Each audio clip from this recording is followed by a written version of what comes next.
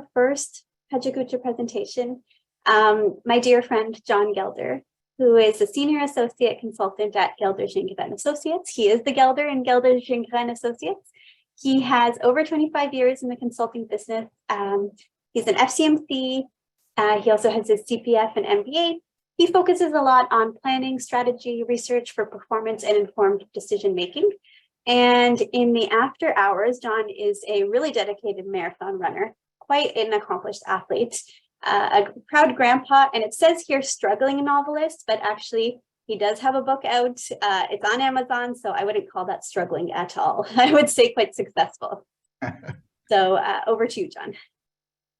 Excellent. Well, thank you, Eva, and hello, everybody. I'm going to begin with a disclaimer. I'm not a trained psychologist, so take everything I say with a couple of grains of salt here. But I actually got thinking about this topic because of a recent experience, which triggered some additional research and eventually turned into a blog post. And I'll share the link to the blog post at the end of the presentation.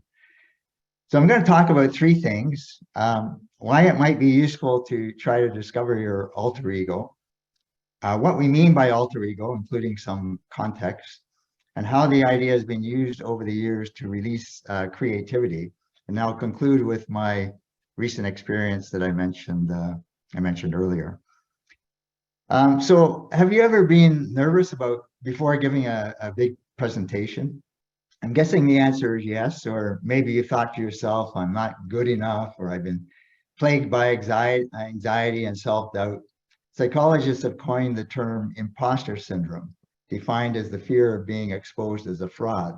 I know, it sounds horrible, right?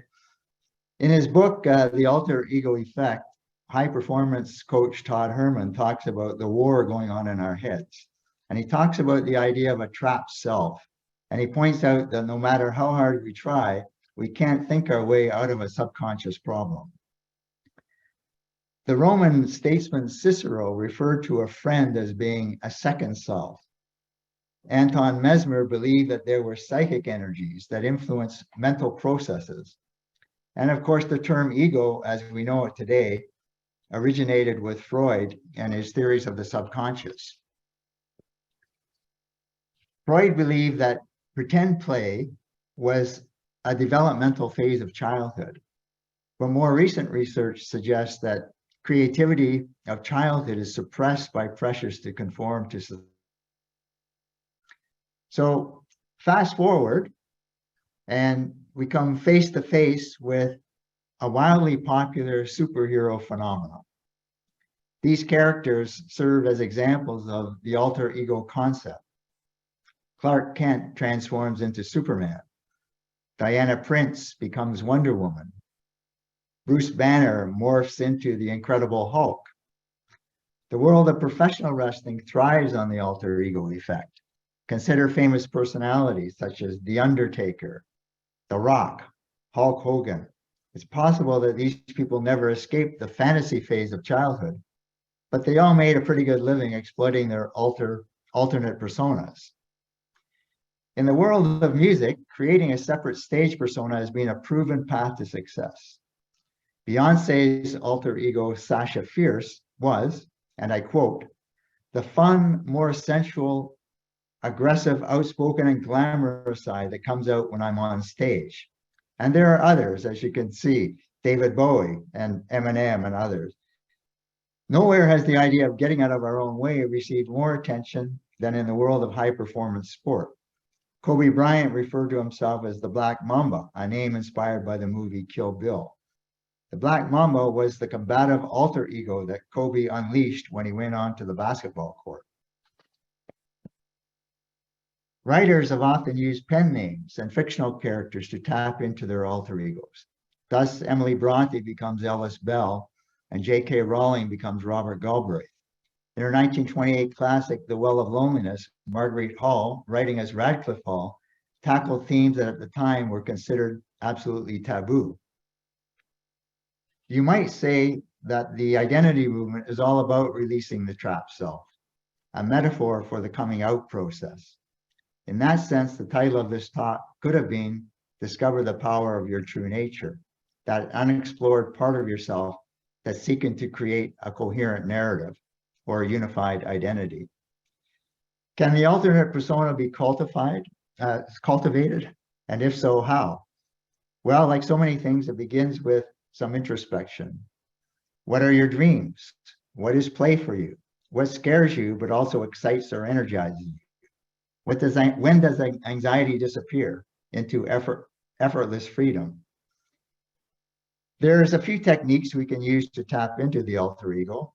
Iliism is the habit of referring to oneself in the third person as a way of connecting with the separate other.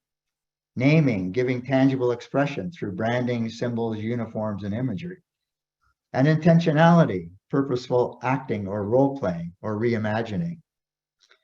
Reaching higher levels of performance is not just about being faster, higher, stronger, or more productive. What we really want is to lead happier, more satisfying lives. Coaches tell us that optimal performance is often about achieving a flow state when action and awareness converge. On a personal note, during COVID, I found myself thinking a lot about how much my work as a consultant always involved writing, and how I've always wanted to spend more time on creative writing, which had been a kind of therapy for me, something that helped me overcome a lot of anxiety and mental pressures.